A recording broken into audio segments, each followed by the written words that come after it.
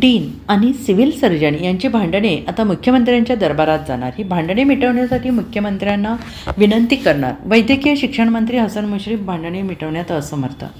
राज्यातील सर्वच जिल्ह्यात डीन आणि सिव्हिल सर्जन यांच्यात भांडणे आहेत अशी कबुली खुद्द वैद्यकीय शिक्षण मंत्री हसन मुश्रीफ यांनी सांगलीत दिली आहे.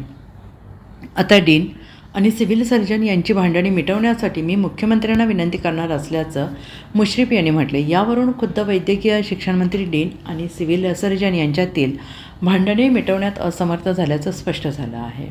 हे सगळीकडे जाईल. मी मुख्यमंत्री महोदयाला सुद्धा विनंती केलेली आहे की अधिष्ठाता आणि सिव्हिल सर्जन यांची सगळीकडे भांडणं आहेत, ती जरा भांडणं मिटवण्याची आवश्यकता आहे.